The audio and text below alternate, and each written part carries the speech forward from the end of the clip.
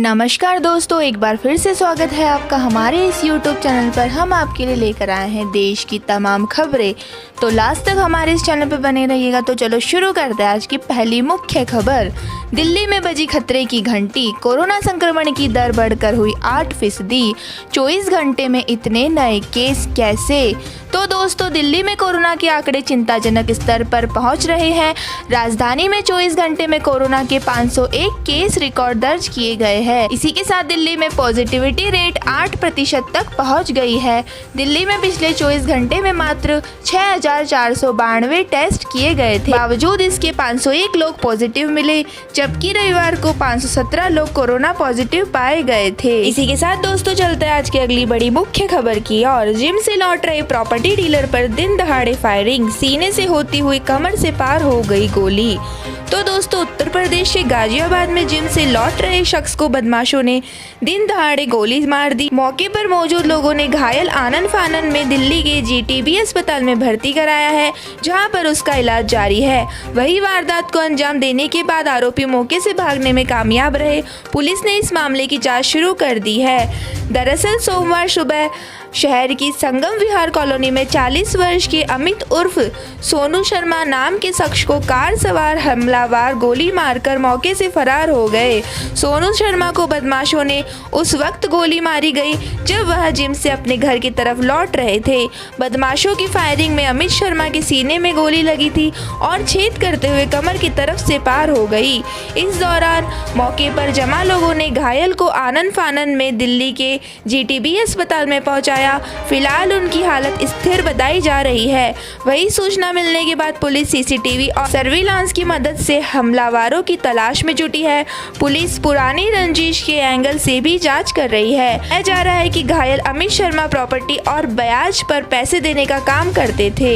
Ghaziabad SSP Muniraj ने बताया, आज सुबह एक शख्स को लोनी बॉर्डर थाने के इलाके में गोली मारने की सूचना पुलिस को प्राप्त हुई। घायल को उपचार के लिए अस्पताल में भर्ती कराया गया है। इसी के साथ दोस्तों, चलते हैं आज की अगली बड़ी खबर की और। संसद पर हमले के बाद पाक ने छुड़ा दिए थे पसीने, ऑपरेशन पराक्रम को किया था लीड।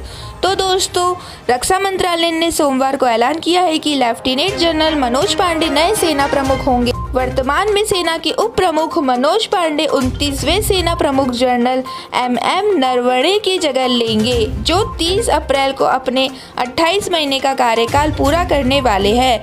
सरकारी सूत्रों के मुताबिक अगला चीफ ऑफ डिफेंस स्टाफ कौन होगा, इस पर अभी कोई फैसला नहीं लिया गया है। यह पोस्ट पिछले साल दिसंबर से खाली है, जब CDS विपिन रावत की चॉपर क्रैश में मृत्यु हो गई थी। उम्मीद की जा रही है कि CDS सेना से ही चुने जाएंगे। तीनों सेनाओं में सबसे बड़ी है। हालांकि भारतीय वायुसेना के एक सेवानिवृत्त अधिकारी के नाम ही काफी चर्चा है। सेना प्रमुख के नाम पर अभी तक कोई अधिकारी निर्णय नहीं ले रहा है, लेकिन उम्मीद की जा रही है कि लेफ्टिनेंट जनरल पांडे के नाम की घोषणा इसी सप्ताह कर दी जाएगी। जनरल नरवणे के रिटायरमेंट में करीब 10 दिन पहले नए सेना प्रमुख के नाम की घोषणा होने की संभावना है। इसी के साथ दोस्तों, चलते हैं आज की अगली मुख्य खबर की और। उत्तराखंड STF का बड़ा एक्शन, गैंगस्टर यशपाल तोमर की 153 करोड़ की संपत्ति कुर्क। तो दोस्तों, उत्तराखंड STFC के राज्य गठन के बाद गैंगस्टर अधिनियम 1986 के अंतर्गत अब तक की सबसे बड़ी कार्रवाई की है। उत्तराखंड STFC ने गैंगस्टर यशपाल तोमर की 153 करोड़ 29 लाख की अचल चल संपत्ति कुर्क की है।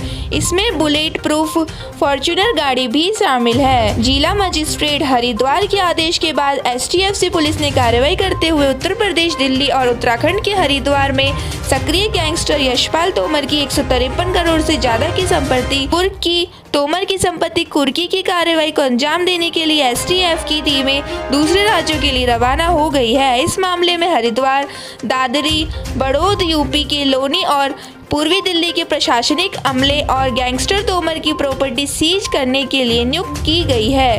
गौरतलब है कि गैंगस्टर यशपाल तोमर हरिद्वार और उसके आसपास के क्षेत्रों में पिछले काफी समय से सक्रिय था।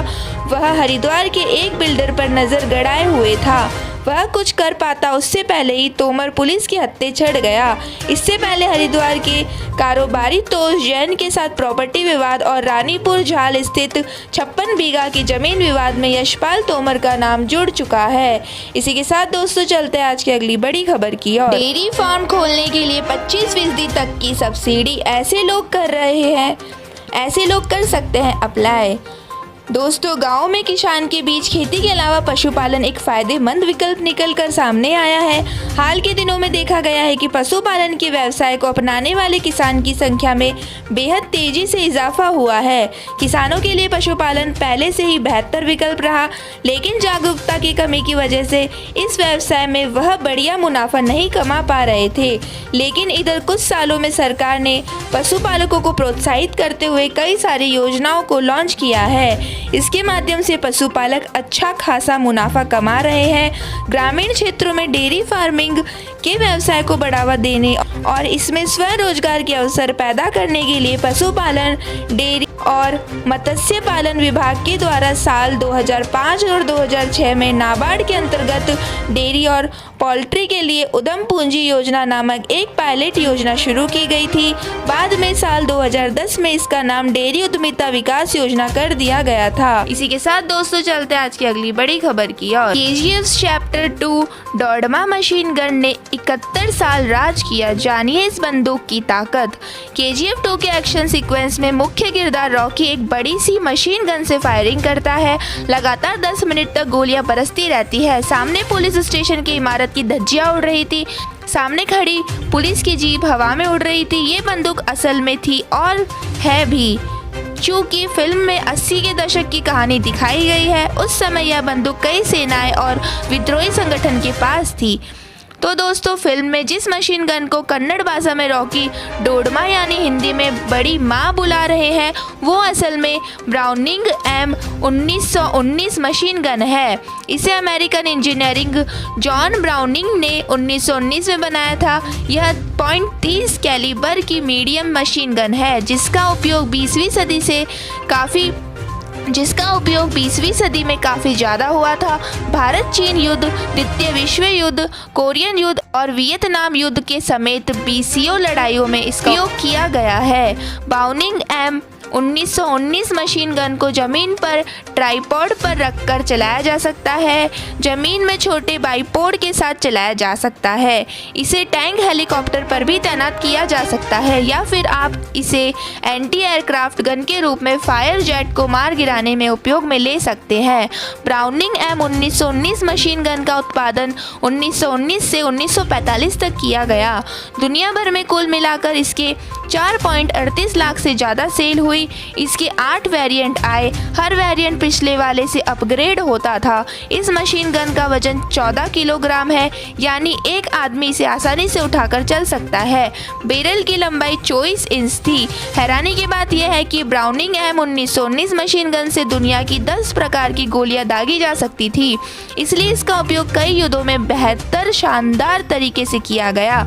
इसके शुरुआती वेरिएंट्स 1 मिनट में 400 से 600 गोलियां दागते थे, लेकिन बाद के आखिरी वाले वेरिएंट यानी AN और M2 की फायरिंग कैपेसिटी 1200 से 1500 गोली प्रति मिनट थी। तो दोस्तों यह थी KGF की मुख्य बात। इसी के साथ दोस्तों चलते हैं आज के खेल समाचार की ओर।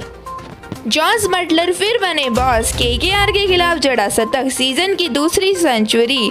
IPL 2022 के 30वें मुकाबले में राजस्थान रॉयल्स का सामना कोलकाता नाइट राइडर्स से है। मुंबई के ब्रॉबर्न स्टेडियम में दोनों टीमों के बीच टक्कर थी। राजस्थान रॉयल ने इस मैच में पहले बैटिंग की और एक बार फिर से जॉस बटलर का धमाल देखने को मिला। जॉस बटलर ने सिर्फ 59 बॉल में सेंचुरी जड़ी। जॉस बटलर ने महज 59 गेंदों पर 9 चौके और 5 छक्के की मदद से शानदार शतक जड़ा। बटलर ने पैट किम्स की गेंद पर छक्के के साथ शतक पूरा किया। IPL 2022 में दूसरी बार बटलर ने शतकीय आंकड़े को छुआ है। जॉस बटलर ने अपनी पारी में कुल 61 बॉल में 103 रन बनाए। बटलर को पैट किम्स ने वरुण चक्रवर्ती के हाथों कैच आउट कराया। तो दोस्तों यह थे IPL के आज के मुख्य समाचार। इसी के साथ दोस्तों चलते हैं आज के मौसमी समाचार की और। दिल्ली यूपी में गर्मी का कहर, वाराणसी में पारा 45 डिग्री सेल्सियस के पार। सफदरगंज में भी गजब की तपिश। तो दोस्तों, दिल्ली समेत पूरे उत्तर भारत में गर्मी का कहर बढ़ता जा रहा है। मार्च महीने से शुरू हुई गर्मी की तपिश में दिन पर दिन गर्मी बढ़ती जा रही है। सोमवार को उत्तर प्रदेश के वाराणसी में गर्मी ने अपना रौद्र रूप दिया। यहाँ 45.2 डिग्री सेल्सियस अधिकतम पारा रहा। तो वहीं दिल्ली के सफदरगंज के इलाकों में भी गर्मी खूब पड़ी। सोमवार को इस इलाके में अधिकतम तापमान 41 डिग्री सेल्सियस का रिकॉर्ड किया गया। हालांकि आने वाले दिनों में दिल्ली वासियों को गर्मी से राहत मिलने के आसार है। मौसम विभाग ने अनुमान जताया है कि राष्ट्रीय राजधानी दिल्ली में बुधवार को 2 दिनों तक बारिश होने वाली है। इससे तापमान में ज्यादा गिरावट देखने को नहीं मिलेगी, लेकिन बारिश की वजह से धूप से राहत मिलने की संभावना है। दिल्ली में सोमवार को भी हीट वेव का कहर जारी रहा। आगामी दिनों में दिल्ली के तापमान की बात करें तो मंगलवार को दिल्ली का न्यूनतम तापमान 23 डिग्री सेल्सियस और अधिकतम तापमान 42 डिग्री सेल्सियस रहेगा।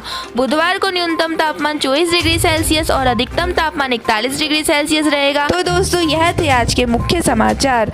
हमारी वीडियो को लास्ट तक जरूर देखें, इसे लाइक करें, शेयर करें और कमेंट करके बताएं आपको हमारी वीडियो कैसी लगी। धन्यवाद।